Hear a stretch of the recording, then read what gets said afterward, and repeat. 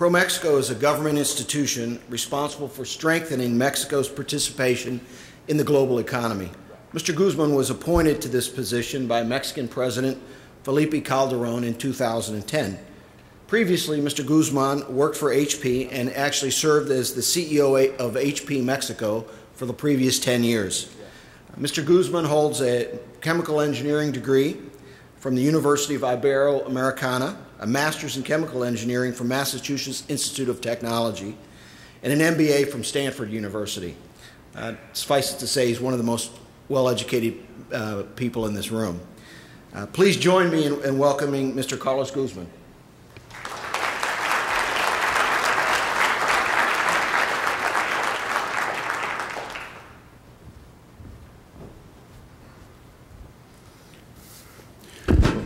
Thank you very much. Very glad to be here. Mr. Ivo de Boer, KPMG Special Global Advisor, distinguished audience. First of all, let me tell you that I feel privileged to be here representing President Felipe Calderón, who sends his regards and votes for a fruitful meeting. We really appreciate the opportunity to address you in this important forum. As you know, Mexico holds the presidency for the G20 this year, and we have a saying in Mexico: when construction a vision, days are long and years are short. So we started working on it right after Cannes. In this context, our country will foster 5 fundamental topics in 2012. First, economic stability and structural reform for growth and employment. Second, strengthening of the international multilateral financial institutions.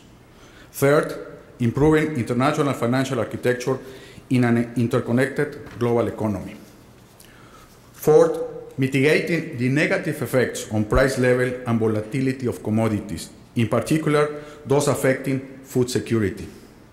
And last, and most important for today's topic, to promote sustainable development with focus on infrastructure, energy efficiency, green growth, and financing the crusade against climate change. The second milestone was in the World Economic Forum in Davos, where these 5 topics were presented in a head of state's dinner. Davos also served as the launching platform for the B20 group, which is led by CEOs of major companies worldwide. This year, 8 task forces were established to develop proposals and recommendations for the G20 on issues such as food security, employment, improving transparency, trade and investment, ICT and innovation, advocacy and impact, financing for growth and inclusion, and green growth. The B20 Task Force on Green Growth will continue with these recommendations from the Seoul and Cannes summits, pleading for commitment and coordinated action to a network of public-private partnership which run in 4 main axes. First, allow free trade in environmental goods and services, reducing technical barriers to increase exports and promote global integration.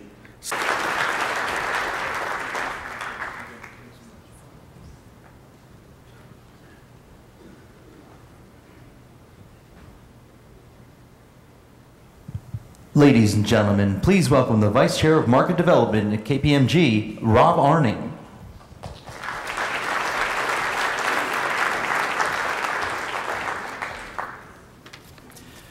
Good afternoon, everyone. Welcome back. As a fellow New Yorker, I have the great privilege this afternoon to introduce a very special guest, Michael Bloomberg, the mayor of this great city of New York. Since his election in 2001, no one has worked harder to make New York stronger, safer, or greener. Among the many accomplishments, Mayor Bloomberg has chartered a very bold sustainability course for the city. His administration is implementing Plan New York City, the city's sustainability greenprint, with initiatives that will guarantee New York a greener and greater future. Mayor Bloomberg also chairs the C40 Cities Climate Leadership Group, an organization that unites many of the world's major cities in addressing the problems of climate change. Like Mayor Bloomberg, KPMG is also committed to environmental stewardship. Through our firm's Living Green program, we strive to build a sustainable future for our business, our people, and the communities where we live. We've established Living Green as a foundation for all our business decisions. We reduced our emissions by 22% and have mapped out a bold plan to reduce our carbon footprint by 10% over the next 5 years. KPMG and the City of New York clearly have a lot in common. I'm proud to say that KPMG's business and civic ties date back to 1897 when we first opened our doors on Nassau Street. We currently provide services to many of the city's agencies, and our KPMG partners and professionals have a long history of helping fellow New Yorkers on a number of fronts, including homelessness, hunger, recreation, seniors, the arts, and perhaps most important, New York City kids all across the city. We take great pride in our commitment to helping this city remain among the greatest. We know our mayor shares that commitment, and we look forward to continuing our work together to make New York greener and greater. Mr. Mayor, on behalf of all of us at KPMG, thank you for joining us today, and thank you for your continued hard work and support for so many years. In addition, I'd like to wish you a belated happy birthday. Yesterday, Valentine's Day, was Mayor Bloomberg's birthday. Ladies and gentlemen, please welcome Mayor Michael Bloomberg.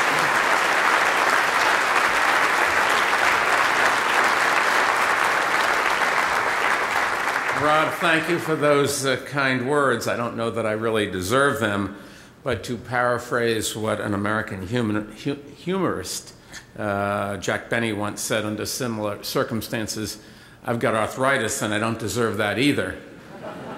And in terms of my birthday, I did the calculation yesterday.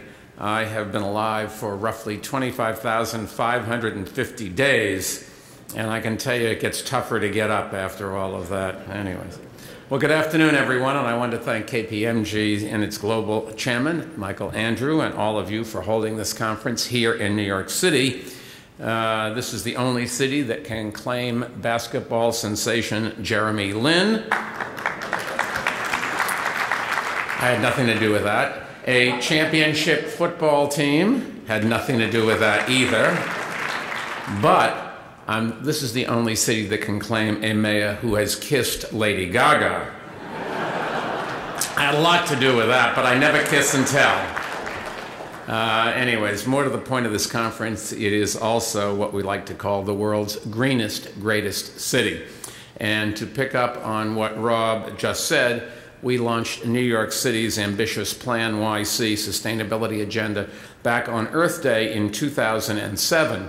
For those of you that haven't seen it, it takes a comprehensive look at the most critical issues facing our city's continued growth and prosperity out through the year 2030, from creating more parks and open space to improving air and water quality to shrinking our impact on global climate change.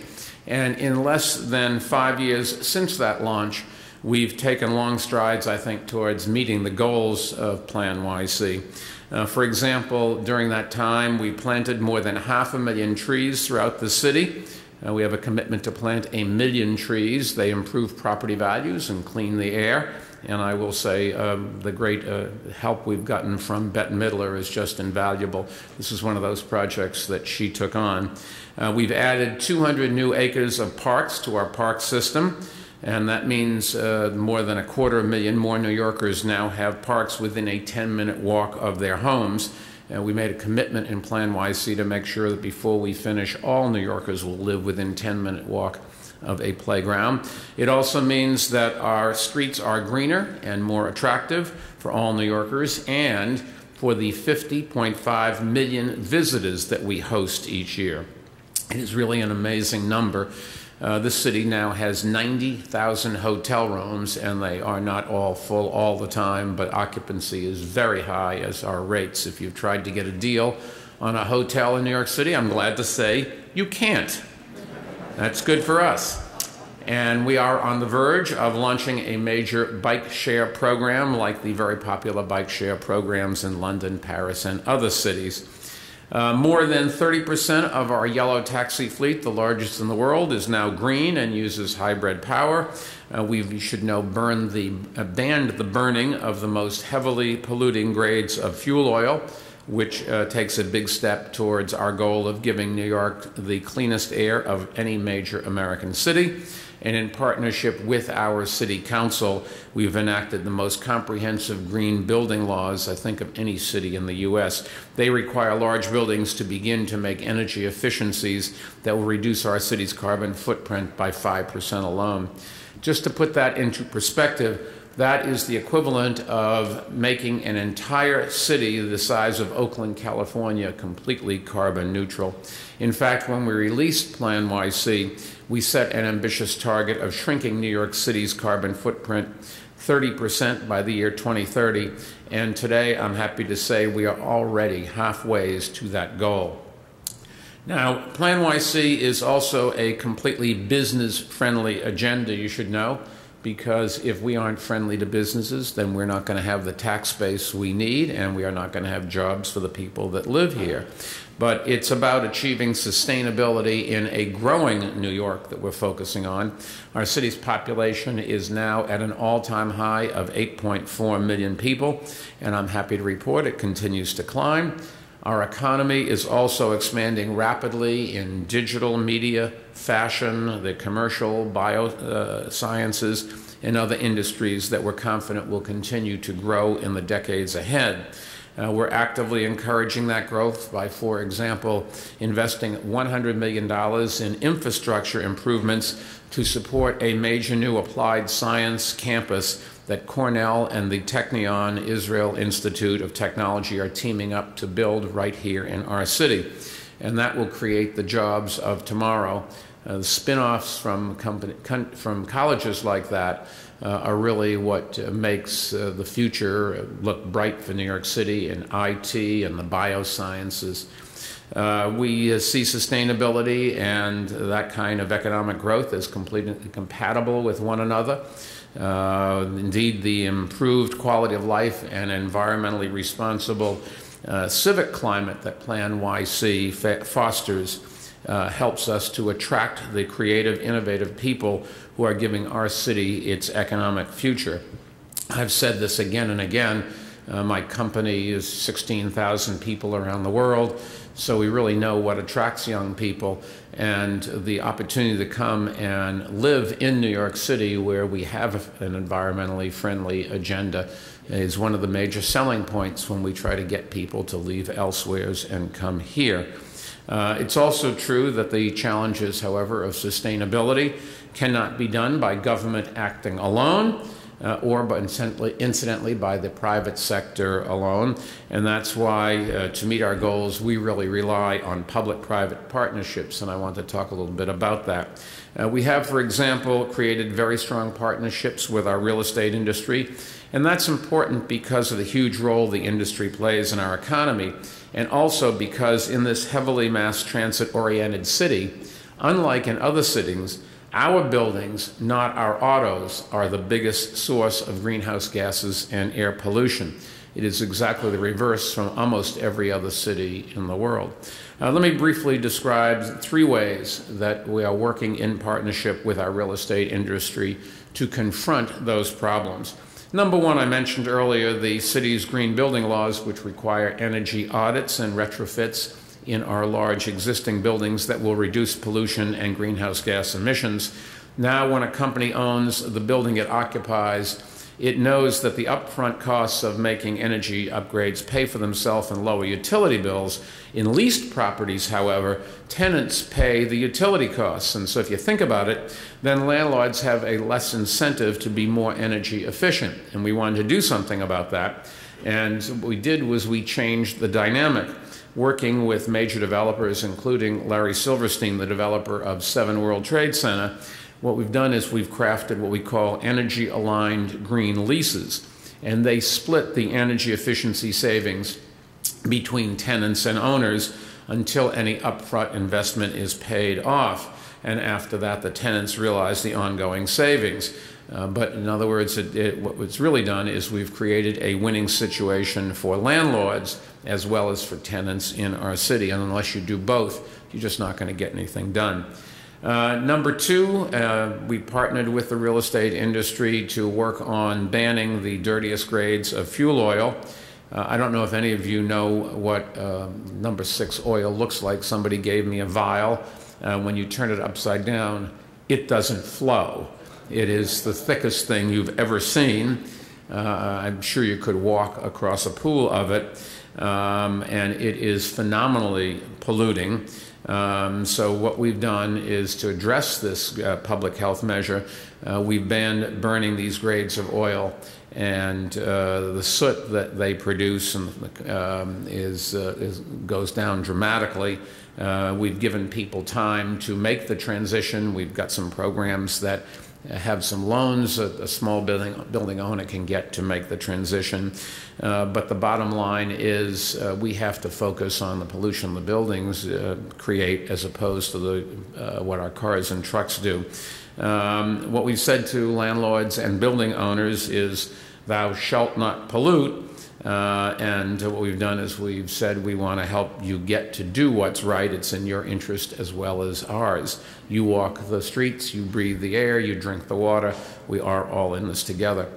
And a task force that we have developed of building owners and representatives of our utility companies, incidentally a task force that is led by someone that New Yorkers here will recognize as one of the leaders of our real estate industry, Douglas Durst, is doing exactly that. And as we work to phase out use of these polluting fuels, we also expect this task force to come up with a range of ways to ease this transition. Now, both of these two examples concern the city's existing buildings, but I did want to mention the third leg, and that is we've got to build for a sustainable future. Example number 3, drawing on the expertise of more than 200 private sector technical professionals. We're also greening the city's codes that govern renovations and new construction. And that will not only reduce greenhouse gas emissions even further, we think it will cut energy bills by an estimated $400 million by the year 2030, and making New York a greener, more affordable, and more economically competitive city in the 21st century.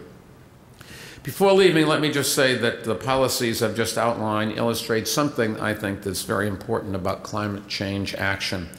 And that is that New York and the world's other major cities, oftentimes in partnership with the private sector, are at the creative forefront.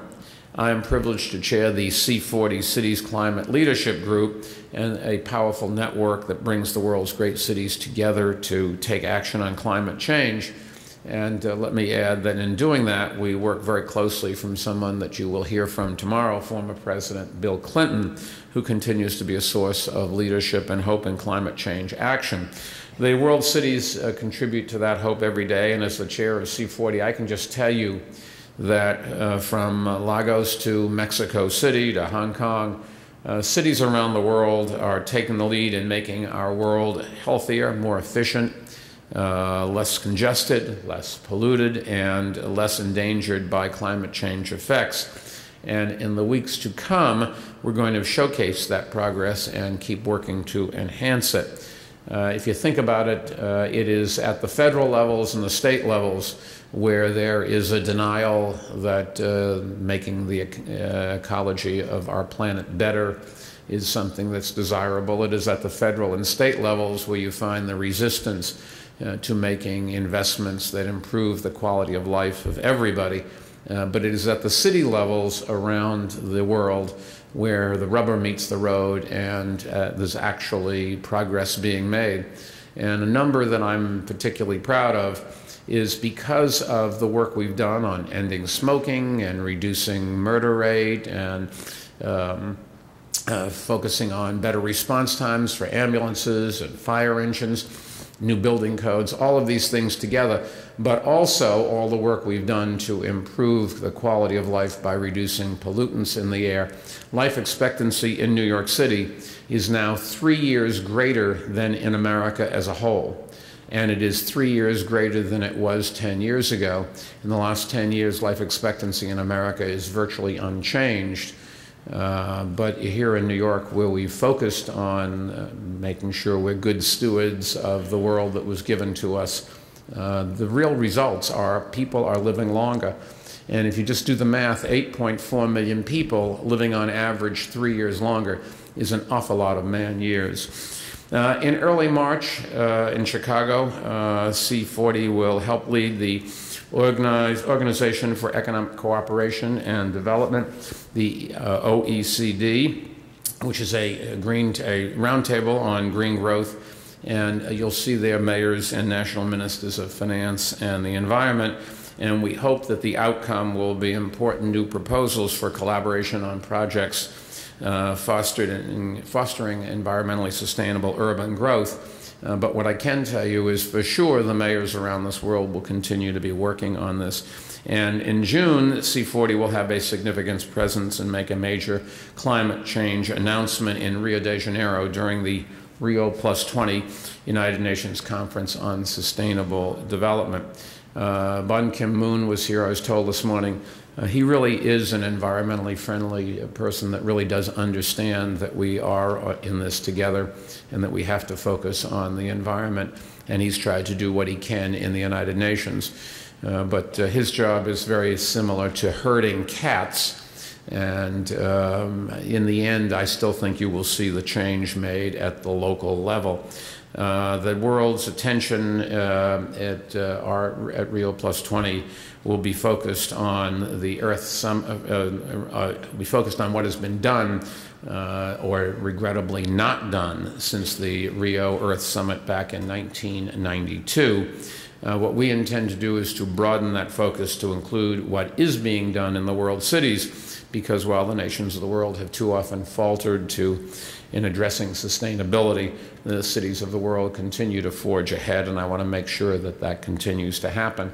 After all, I may have been alive for 25,000 odd days. I would like to be alive and healthy for a lot more, and I would like to make sure that my kids have a great environment to live in. And I think that if we act locally, the world's cities can have an enormous impact globally. Our cities are where the majority of the planet's people now live and where the future of the world is already unfolding. So let me urge all of you to work in partnership with your cities in ways similar to what I have described today to ensure that they become more sustainable and more prosperous for all of us. Cities are the level of government that is closest to the people, and when you work directly with cities, you're helping produce benefits that are both immediate, measurable, and lasting. And the result will be sustainable growth, something that we all should be seeking and something that clearly our world needs. So I applaud your commitment to that goal, and particularly to KPMG. Have a great conference in the city. For those of you who do not live in the city, let me just ask you to do one thing before you leave, and that is spend a lot of money. We need the sales tax revenues. Thank you. God bless.